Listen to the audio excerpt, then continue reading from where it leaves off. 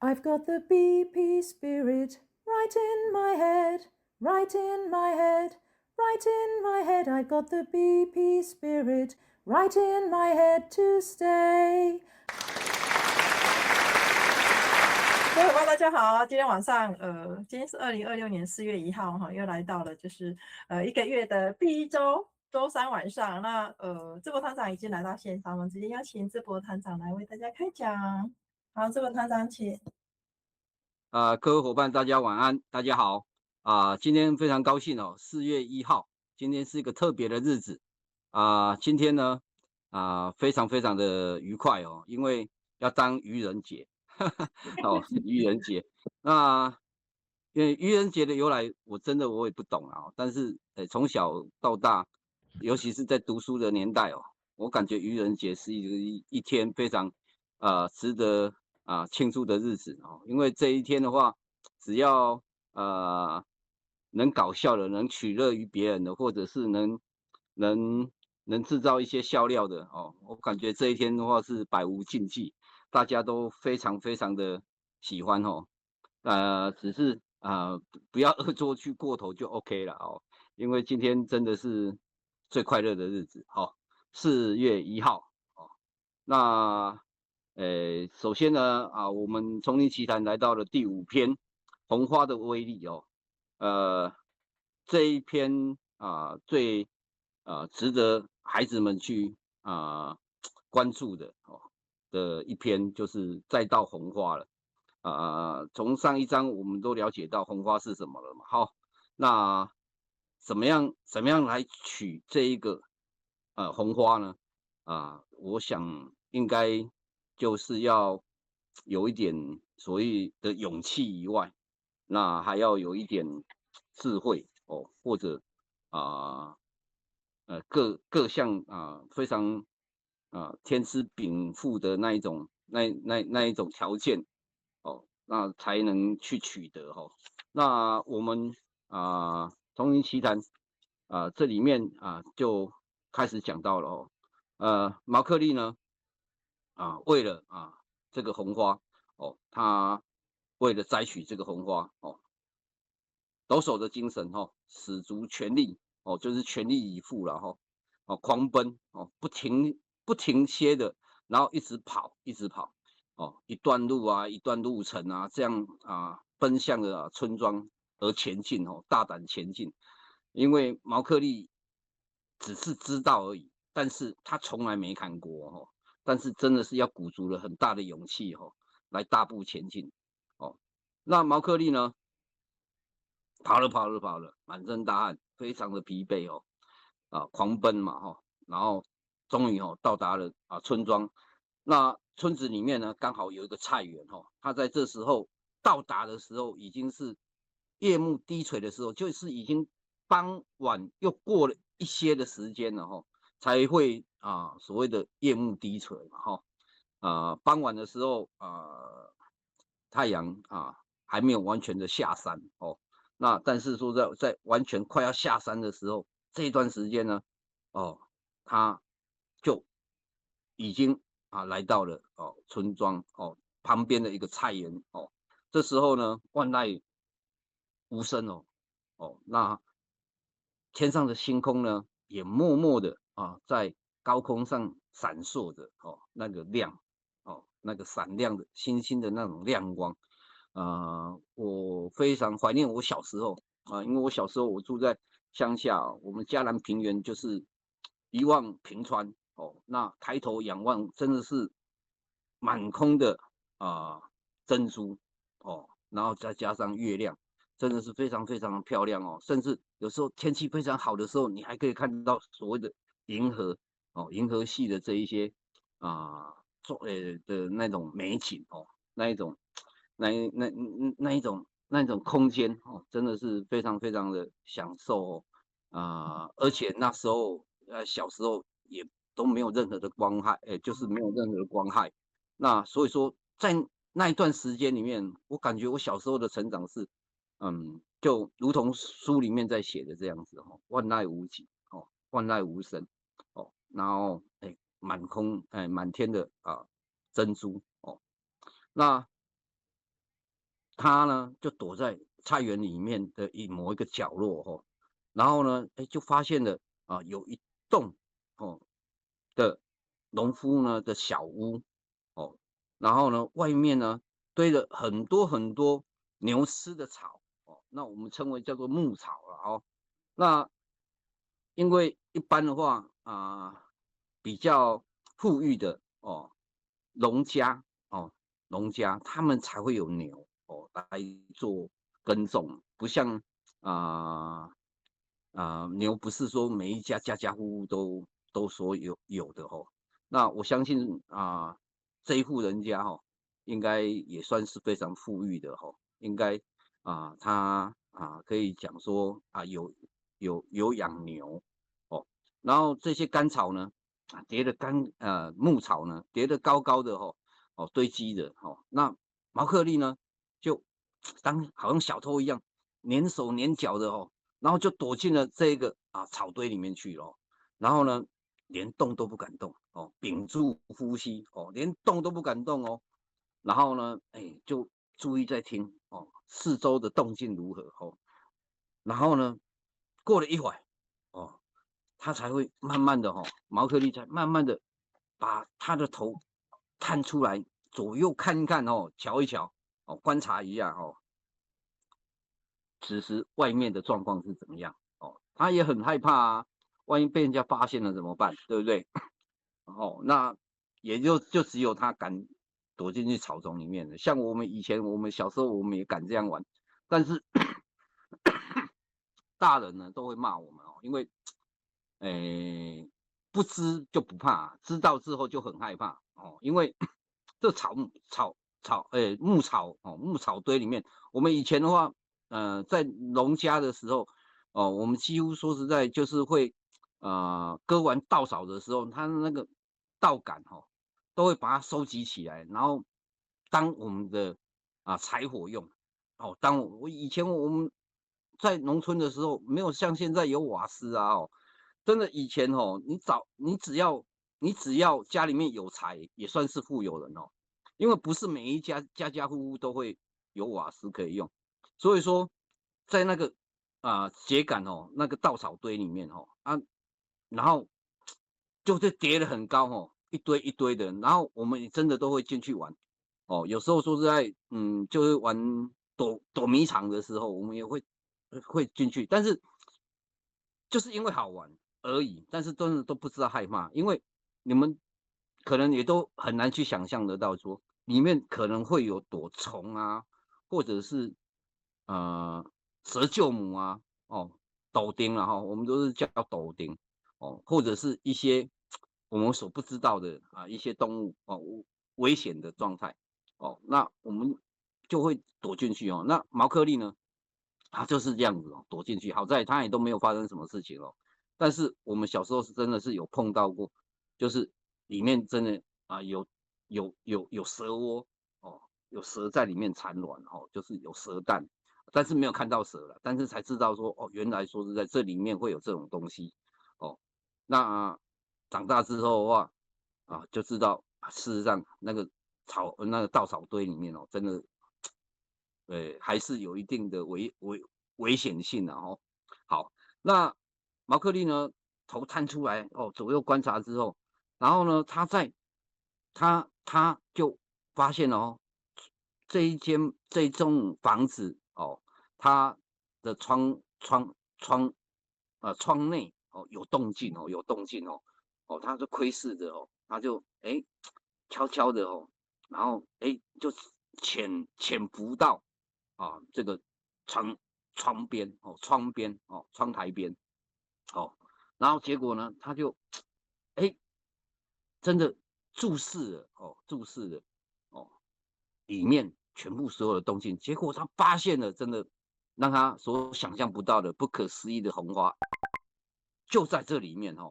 那这个小屋子里面的中间呢开了一朵大红花而且呢这朵红花呢以他所想象的跟丛林里面的花呢完全不相同从来都没有长过像这样子的而且呢它的形状呢是会变动的哦，它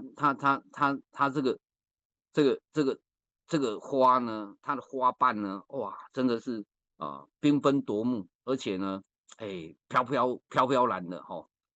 然后呢，哎，一下子向上窜起，哦，一下子呢又向下萎缩，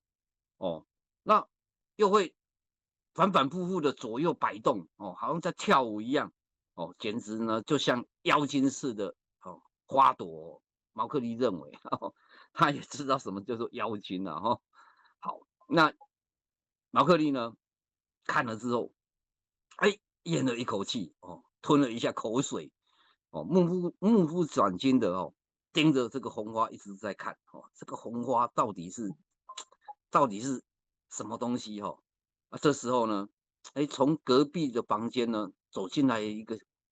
可爱的少女哦，然后呢，这个少女呢就把一块块的那个好像土的东西哦，然后呢把它丢进去这个红花里面哦，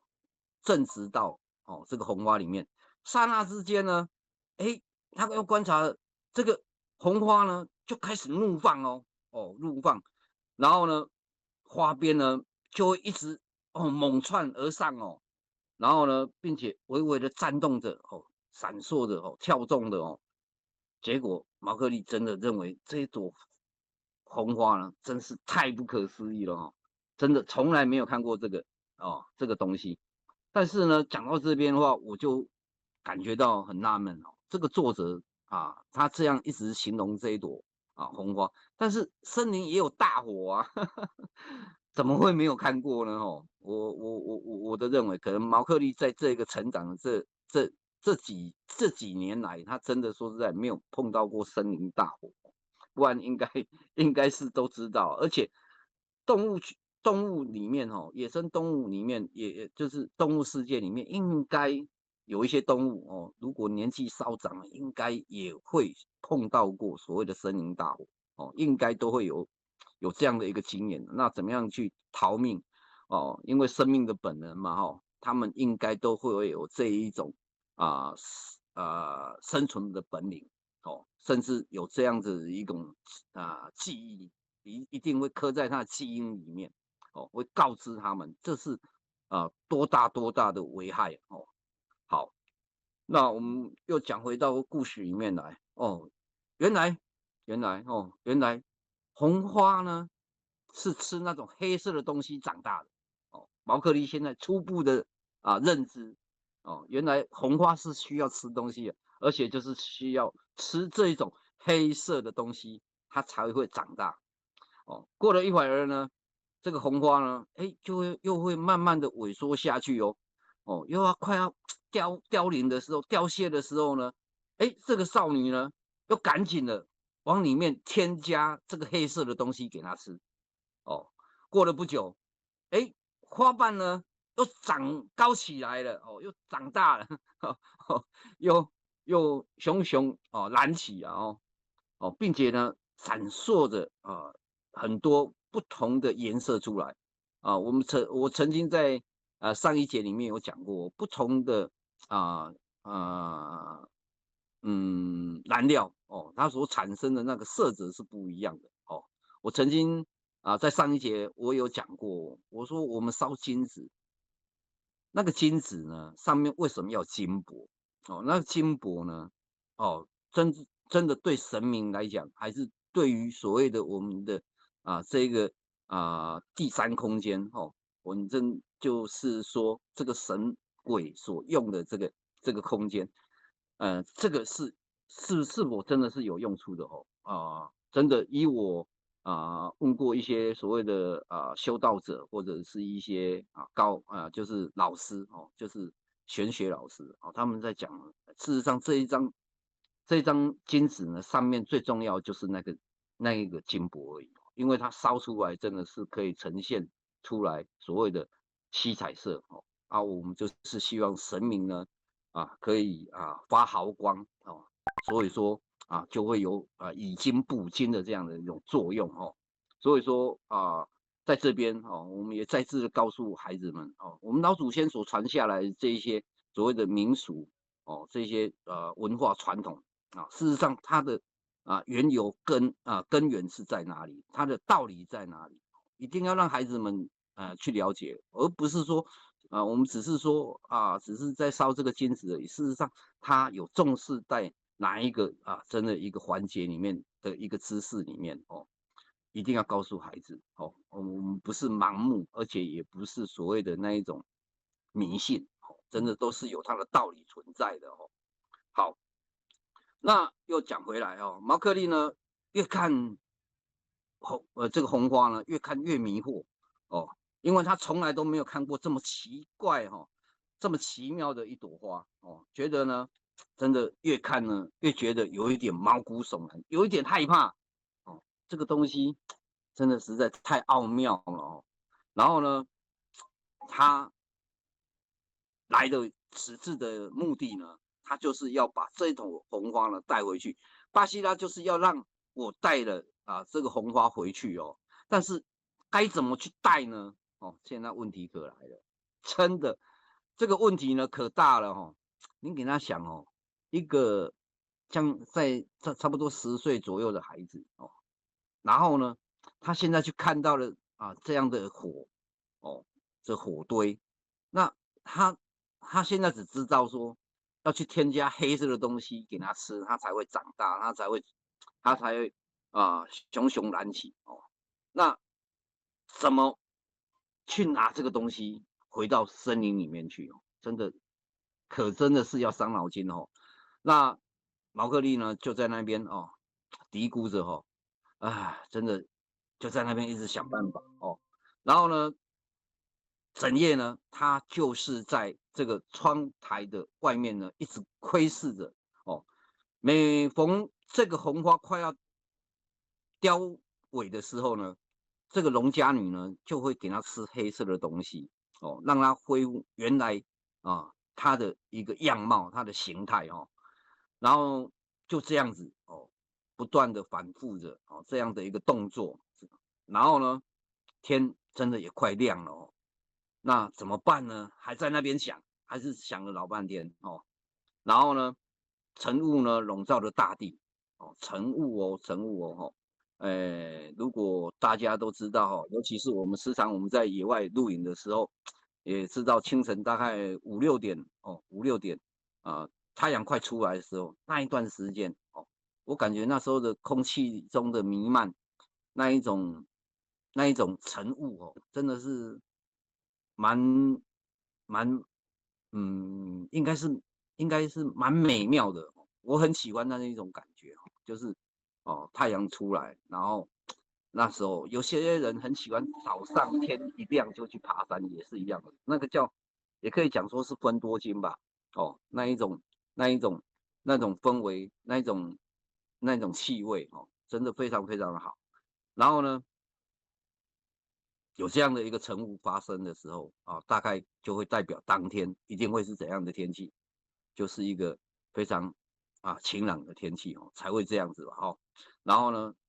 毛克利呢，因为就在这样窗户旁边待了一晚然后呢，事实上他都会被这样子的一个晨雾呢所产生的那一种湿气然后那种白色的水珠我们称为这个白色水珠叫什么？这个话来讲就是朝露了露有这样子的一个现象产生然后呢，毛克利呢就觉得他的头发呢，有闪闪发光的水滴水滴，然后呢，就感觉到印度事实上是一个非常热的一个地方然后呢，天将快破晓的时候呢，事实上还会带有一点冷我们早上起床的时候，那一种刚好气温在调和、在改变的时候，太阳刚要慢慢升起的时候那时候整个一个大地从一个这样的一个水凝结空气中的那种凝结真的会感觉到一点冷我相信大家也都知道尤其是冬天的时候更为明显哦，那种好天气的那一种早上特别的冷，而且说在太阳刚出来的时候哦，快要完全到7点的时候，它有一种所谓的辐射效应哦，辐射效应哦，那时候真的会非常感觉到非常冷哦。好，那这时候呢，毛克利还是想不到哦，他该怎么去拿取这个红花回到森林哦。他真的还是在那边想了老半天，该怎么办才好哦。真的，人家说天下无难事，只怕有心人哦。那结果呢？哎，此时此刻，他又发现了屋里面又出来了一个男孩子哦，而且呢，这个男孩子呢，手里面提了一个好像外壳呢，像是柳枝编成的一个壶子，而且这个壶呢，好像里面呢裹着一层的那个泥土。诶，他就在想说，是一个竹篮子啊，里面好像铺了一层土。他有发现到这样的一个东西哦，而且呢，毛克利呢聚精会神，悄悄的盯着他哦，盯着这个孩子呢，他的一举一动。然后只看到这个男孩子呢，拿了2只小木棍哦，小棒棍哦，然后呢，夹起了那一个红色的火块哦，放进去了壶子里面哦，他的那个竹篓里面哦，竹篓里面，然后呢，又盖上了这样的一个毛毯哦，又盖住哦，就是不是说整个把它 hold 住哦，hold 住就着火了，它是应该是说在表面上，在外围上哦 hold 住了毛毯，因为为什么会这样做？因为就是怕有风嘛，风吹的话来讲拿这个火的话来讲的话，也是极为危险嘛哦。好，然后就往牛圈那边走去哦。就到旁边的牛圈哦。故事一开始他们家是大户人家哦，有钱人家是有养牛的哦，所以说呢，就往牛圈上面旁边走了哦。那马克利此时呢，嘿嘿，天资聪慧，马上联想到哦，小孩子这样子一个小孩子，他就有办法拿取这个红花。可见呢，这个红花也不是什么多可怕的东西哦，应该是真的是可以拿的哦，拿得走的，只是要靠这些器具哦。毛克利呢，就暗自的抢先呢，又到了牛圈的后头哦，去等这个小孩子出来。毛克利呢，心里面打算了，就是干脆用抢的哦，就来夺取他的壶哦，然后呢就可以拿到红花了哦。那毛克利呢，当机立断，马上哦就抢了哦，就抢了这个孩子呢所拿的这个火葫芦炉子，然后呢一溜烟就跑了。好，跑了啊，不管3721哦，然后呢，就赶快哦，赶紧，然后呢，只听到后面传来小孩子跌倒呢，在地上打滚的声音而已，哦，可见呢，他已经达成了他所想要的哦，拼命的跑，狂奔哦，然后呢，跑了一段路之后呢，毛克利才回过头哦，仔细的看哦，看后面有没有追兵哦，有没有人追上来哦。那结果呢，他发现并没有人跟随着他来跟踪他哦，他才放慢脚步哦，然后呢，也模仿了少女的做法哦，用他的嘴巴呢，像红火吹一吹哦，果然呢，红花呢就发亮起来哦，发亮起来。然后呢，他也觉得哦，他的脸真的热烘烘的哦，热烘烘的，因为跑流汗，再加上他又拿了这样的一个火盆哦，这样的一个胡子哦，当然嘿就会啊热烘烘的哦，就是会烤的很热嘛哦，非常的热。然后呢，但是呢，再走了一会哦，再走了一会，他又发现哦，这个红花呢又渐渐的凋萎了哦。然后呢，他就停下来，想了，他有看这个女孩子呢，给她吃一点东西哦，吃什么啊？吃黑色的东西哦。但是呢，他大概发现到啊，这个黑色的东西也可能是所谓的这个木材之类的东西哦。所以说，他就捡起路上的这些细短的树枝、枯的树皮，然后放进去火炉这个炉子里面呢，让他吃哦，让他吃哦。然后呢，就发现这个红花呢又火了，燃烧了起来哦。他终于知道，也不是一定要吃那黑色的东西了哦，只要有东西哦，类似木材的东西给他吃，他都会吃，而且都会慢慢的怎样啊长大起来哦。那太奇怪了哦，真的是让他啊真的觉得太不可思议了。好，那他眼睛呢盯住了火哦，盯住了这个炉子里面的火呢，嘴巴呢偶尔就会向他吹一吹哦，然后呢帮他助燃哦，那自己呢脚呢又往了这个森林里面呢继续的回程哦，然后呢走了走，走了走哦，走了走，走了走，在这篇呢到这一段呢，我觉得毛克利呢他真的跟我们现在的小孩子来讲，真的实在太像了哦。因为孩子们所谓都有所谓的好奇心，这个好奇心真的是学习的动力。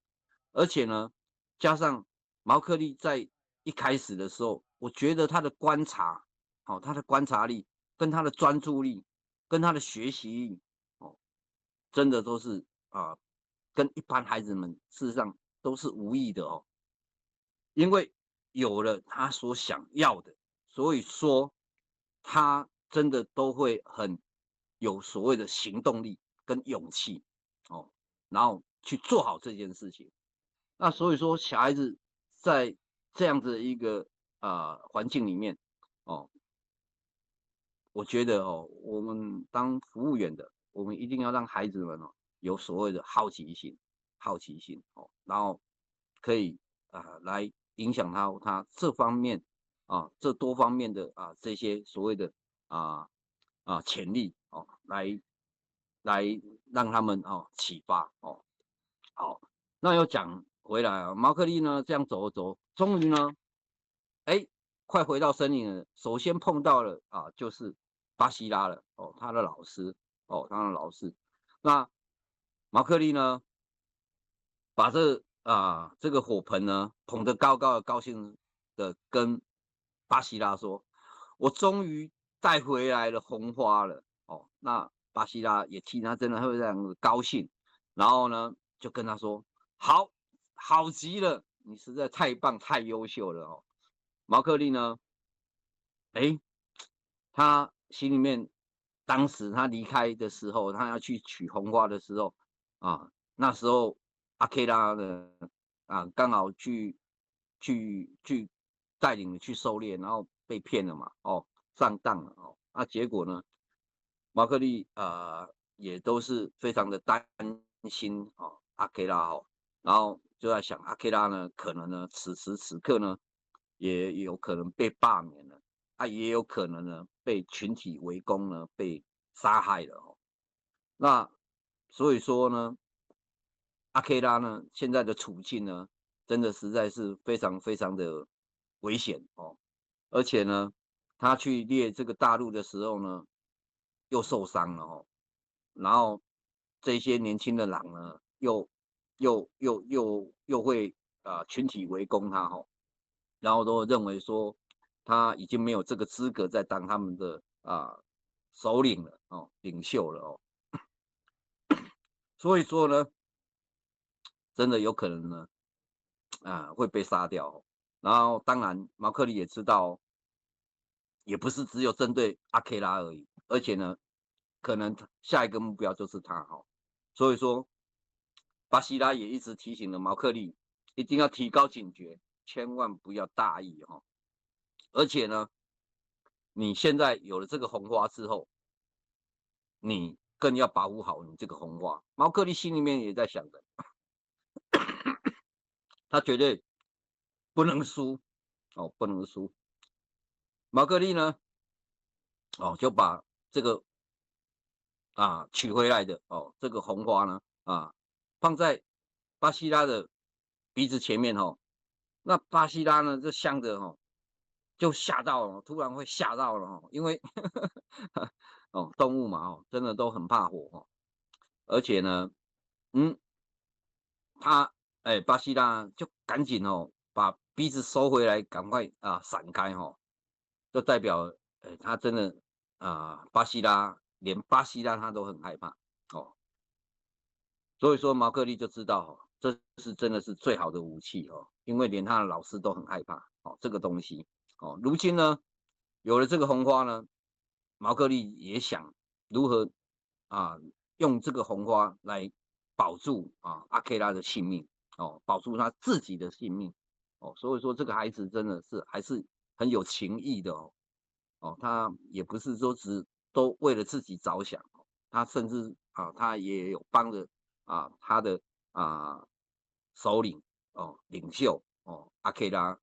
的安危在着想的哦。那毛克利心里面在想，东西拿回来，但是要怎么用这个武器呢？哦，这个才是重点哦。那所以说呢，他现在要如何去保护好这个红花哦，然后去养它哦，因为他都认为这个红花呢，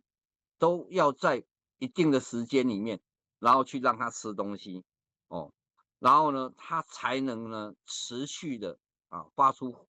这个火哦，然后呢，有时候呢，这个火呢还必须用嘴巴去吹哦，然后去助燃它哦。那如果他要使用红花，那这个红花要怎么样才能来驱赶这凶猛的野兽不敢靠过来哦？结果呢，毛克利呢真的是太聪明了哦，结果他就拿起那个这个胡子呢，哎，就就甩大戈壁哦，甩圈圈哦，甩圈圈挥动起来，就觉得这个火呢越大越大哦，而且呢，他甩起来的时候，他就认为说，这样的一个火势呢，应该是可以阻止很多凶猛的野兽不敢靠近的哦。所以说呢，哎，他真的是越来越有想法了哦，如何去利用这样的一个武器哦，然后来保护自己哦。然后呢，所以说呢，巴西拉呢，他也想到了哦，他也想到，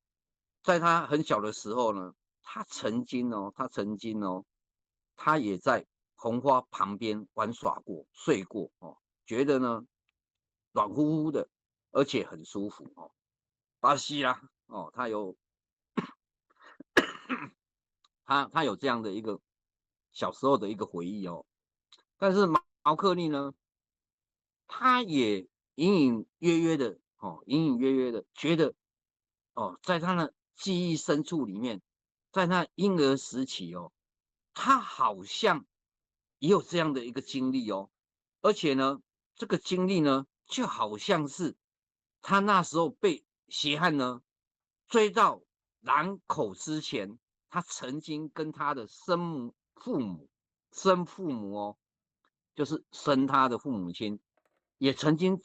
坐在这个萤火旁边呢，的一些啊就是一些记忆哦，一些记忆，曾经呢啊有好像在脑海里面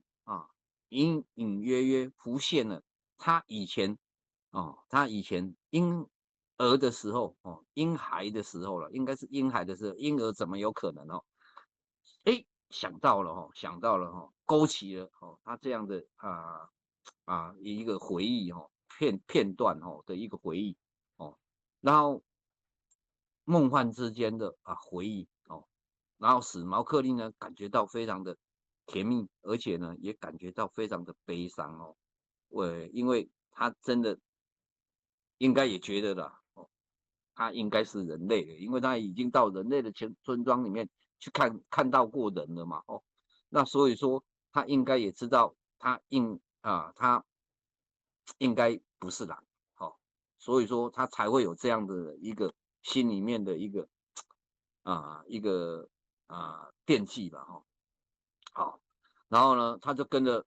巴西拉分手之后呢，他就回到狼洞里面去了然后呢想去找他的狼父狼母跟他的狼兄弟，但是觉得他们都不在他们怎么都不在呢觉得很无聊就自己呢独自玩起火来自己就在那边研究这个火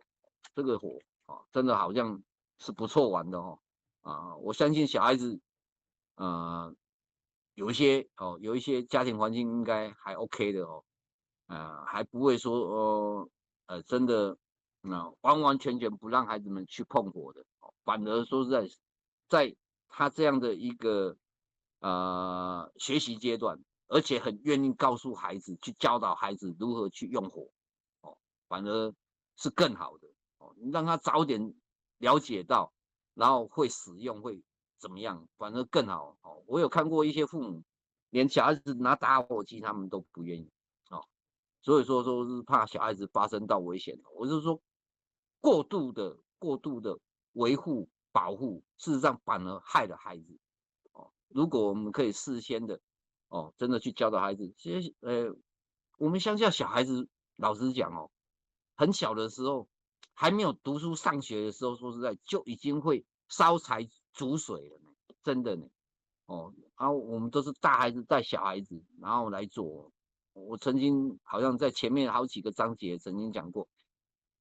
我们以前小孩子是要负责烧开水，然后烧洗澡水给大人，因为我们以前都是用大灶那小孩子能帮忙的也很有限。那有一些都是必须就是固定工作，可以帮大人做的一些事情，我们可以小孩子就是事先的去做。我就跟我姐姐，我们下午放学回来4点左右回到家，然后呢，就开始打扫这些所谓的猪舍鸡舍然后喂饲料这一些等等的，这个我们做。然后呢，打水井里面打水，挑回家，然后就煮开水然后是砍柴劈柴，然后我们就开始生灶炉，然后煮开水然后开水先煮好，然后放进去大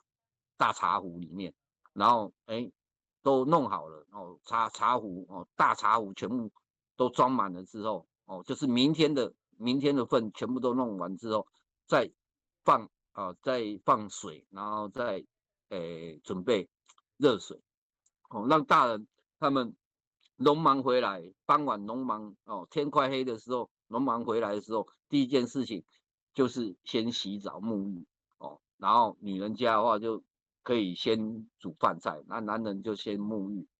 然后大家就轮流这样然后再吃饭男人先吃，再来女人吃。我们以前大家族是这样子那所以说都对火来讲的话都了解的非常清楚，很小，而且我们以前可能在讲说地瓜签可能也没有人吃过我认为我吃过汉鸡枪加汉鸡崩，这个我们都吃过我小时候我们都吃过所以说甚至我们在烧柴火的时候都会丢什么丢地瓜进去烤烤出来整颗地瓜都是黑的跟木炭一样。我很怀念以前小时候，真的非常非常好玩，不像现在小孩子啊，真的，我感觉没有什么趣味。反正以前觉得那时候还是一样，在那个时候的环境里面，可能还是会觉得，日子过得不是很舒坦。但是想到现在的话，就感觉，真的好甜蜜哦，非常的甜蜜。好，那他就自己玩起火来了哦。那完全呢和巴西拉说的一样，只要树枝呢、干柴呢放进去之后，它就立刻会燃起哦，就会燃起，开出美丽的红花出来哦。毛克利呢是玩得非常的快乐、开心哦，非常的开心。那毛克利呢终于也懂得如何去利用火了哦。在这里面的话，呃，这一章里面哦，就会觉得说，他真的对于火呢，真的是蛮有兴趣的哦。我相信每一个孩子应该都非常的有兴趣。好，那这一章呢，大概就是分享说他是如何到村庄里面去取回红花哦。原来他是做了一件非常不光彩的事情哦，他是用抢来的，但是他也知道哦，以他这样的一个智商哦，这样的聪明才智，他也知道说哦，原来这个竹篮里面哦，然后要铺上就是涂上哦，涂上一层土就可以来装红花哦。这真的是我感觉我们这一节里面他讲的真的非常的仔细哦。那所以说，小孩子只要真的肯学习哦，没有他办不到的哦，没有他办不到。而且呢，在这篇里面我刚刚有讲到过，我们如何去启发孩子们他的潜在能力哦，而且呢，要使他有更多的好奇心哦，然后来完成他的学习哦。好，那今天呢就跟大家呢讲到这边哦，谢谢大家哦，愚人节快乐，谢谢。好，谢谢智博团长今天再次给我们精彩的分享。